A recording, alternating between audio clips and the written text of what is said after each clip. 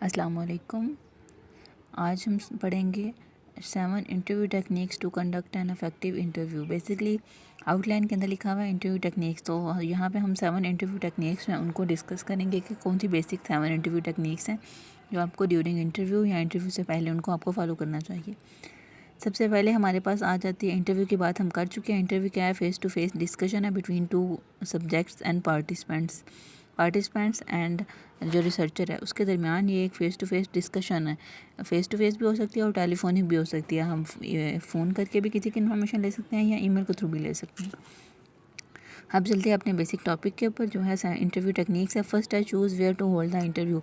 कि सबसे पहले आपको एक जगह सिलेक्ट करनी है जो कि कंफर्टेबल हो, जहाँ पे हमारा जो सब्जेक्ट है और रिसर्चर है दोनों कंफर्टेबली हों और एक दूसरे के साथ आराम से सुकून से बैठ के एक दूसरे के साथ बातचीत कर सकें और डिस्कशन कर सकें। ऑब्वियसली अगर रूम कंफर्टेबल नहीं होगा, साइडों से ठक ठक चूँ चाँ शोर की आवाज़ें आती रहेंगी तो कंफर्टेबली इंटरव्यू नहीं होगा, तो ऑब्वियसली वो सक्सेसफुल इंटरव्यू नहीं होगा।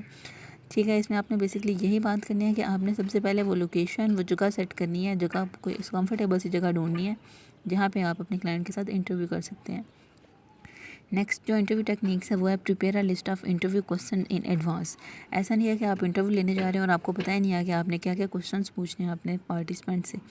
इसलिए इसका बेहतर तरीका यह है कि आप एक लिस्ट बना लो क्वेश्चंस की, जिसके ऊपर आपने सारे बेसिक क्वेश्चन लिख लिए हों जो आपने अपने क्लाइंट से पूछने हैं, ताकि आपको ड्यूरिंग इंटरव्यू कोई मुश्किल पेश ना आए और जो आपसे जिस बंदे से आप इंटरव्यू ले रहे हो उसको भी ऐसा फील ना होगा पता नहीं कोई जाहिल अनपढ़ सा बंदा मेरे सामने आके बैठ गया जिसको पता ही नहीं इंटरव्यू कैसे करना है।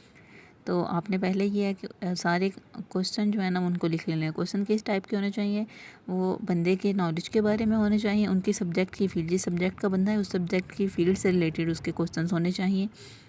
उसके बाद उसके बिहेवियर, उसकी नेचर्स के बारे में, उसमें कॉन्फिडेंस लेवल कितना है, वो कितने लोगों के सामने बात कर सकता है या वो शाय है।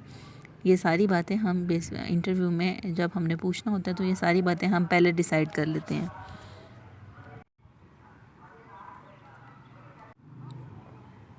आगे बात करते हैं other types of interview questions to consider asking include.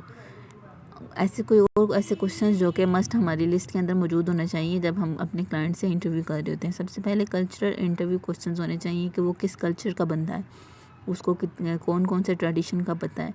May be वो किसी और कल्चर का बंदा हो और हम उसको हायर कर रहे हैं और बाद में हमारे लिए मुश्किलात पैदा हो जाए, इसलिए उसके कल्चर को माइंड में रखना ज़्यादा ज़रूरी है। उसके बाद ब्रेन टीज़र इंटरव्यू क्वेश्चंस।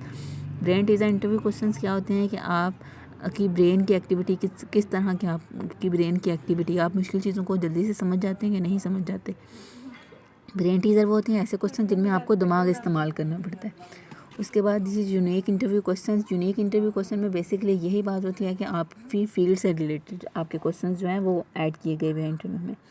उसके बाद phone interview questions. Phone interview question में ये है कि आपके पास फ़ोन की कितनी नॉलेज है, आप फ़ोन को किस तरह यूज़ कर सकते हैं। बेसिकली यही बात चल रही है कि कंप्यूटर स्किल्स कितनी है उस बंदे के अंदर। उसके बाद आ जाते हैं जी अगला थर्ड स्किल है जो हमारे पास इंटरव्यू की, वो है careful review the candidate resume and cover letter. Resume and cover letter वो है कि जब किसी क्लाइंट ने किसी फील्ड के अंदर अप्लाई किया है तो उसने आपको अपने सीवी फॉरवर्ड किए हुए हैं, कोई लेटर फॉरवर्ड किया है, तो जो रिसर्चर है उसकी ये सबसे इम्पॉर्टेंट रिस्पॉन्सिबिलिटी है कि उसकी रिज्यूम को, उसके जो कवर लेटर है उसको ध्यान से पढ़े कि क्या क्या उसने चीज़ें अंदर मेंशन की हुई हैं। केयरफुल पढ़ेगा, केयरफुली उसके रिज्यूम को पढ़ेगा तो मे बी उसके इंटरव्यू के कुछ क्वेश्चंस कम हो जाएं, उसको रिज्यूम में से आंसर मिल जाए अपनी बात के। आगे जो फोर्थ वाली स्किल है, interview should be conventional not confrontational. Interview conventional का मतलब यह है कि आप जो बात कर रही हैं वो एक सीक्वेंस से की गई हुई हो, एक तरीके से, एक अंदाज से की गई हो, लेकिन कन्फ्रंटेशनल नहीं होनी चाहिए। कन्फ्रंटेशनल का क्या मतलब है? जैसे कि हम एक बंदे को कटहरे में खड़ा कर देते हैं, उस पर प्रेशराइज कर देते हैं, बातें पूछी जाते हैं, ठीक है, उसे बिल्कुल कंफर्टेबल होने का हम मौका ही नहीं देते, इसे कहते हैं कन्फ्रंटेशनल। तो यहाँ पे बात की हुई है कि इंटरव्यू को कभी भी कन्फ्रंटेशनल नहीं होना चाहिए, कन्वेंशनल होना चाहिए, ताकि जो आपका जो पार्टिसिपेंट है वो इजीली आपसे बात कर सके, फुल तरीके के साथ बात कर सके। इंटरव्यू करते हुए तकरीबन आप 5 से 10 मिनट जो है वो लगाते हो, जिसमें आप रैपो बिल्ड करते हो अपने क्लाइंट के साथ। रैपो बिल्डिंग क्या है कि अपने क्लाइंट के साथ एक हेल्दी रिलेशनशिप कायम करना, ताकि वो आपको इजीली अपने हर बात का आंसर दे सके और फेयर वे में आंसर दे सके, ना कि वो झूठ बोले या एग्जेजरेशन करे बातों की, वो आपको जो सच है उसी बात के बारे में बताए।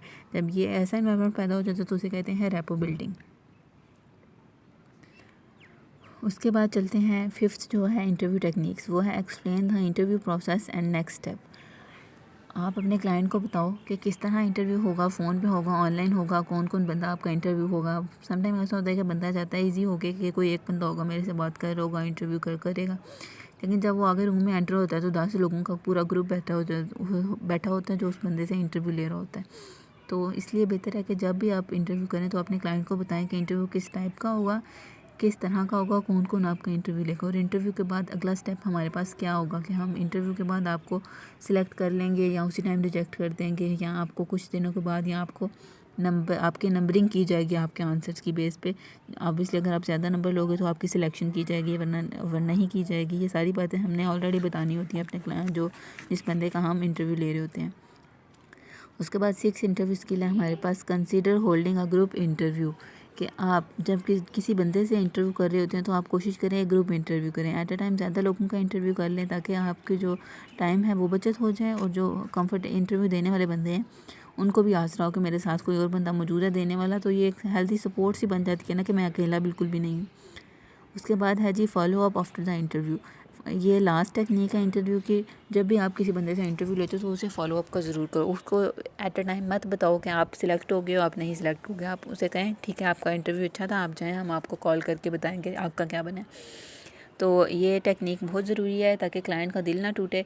अगर आपकी सिलेक्शन ना भी होनी हो तो भी आपको कह देते हैं जी आप जाएं, तो आपकी सिलेक्शन कर दी जाएगी। फॉलो अप का ये मतलब होता है कि हम क्लाइंट का दिल नहीं तोड़ते, उसे डिग्रेड नहीं करते कि मेरी सिलेक्शन नहीं हुई या मेरे में कमियां थी। ये एक अच्छी टेक्निक है। हमारा एथिक्स भी हमें यही सिखाता है कि किसी को मुंह पे बुरा भला मत कह दें। आप उसे कहें अब आपका इंटरव्यू अच्छा था, हम आपको नेक्स्ट टाइम कॉल कर लेंगे। वो आपकी चॉइस है, फिर आप कॉल करें या ना करें। That's all about your lecture. इसे एक दफ़ा रीड कर लें। कोई क्वेश्चन आता है, कोई मुश्किल आती है तो आप काइंडली मुझसे जूम क्लास में पूछ लीजिएगा। अल्लाह हाफिज़।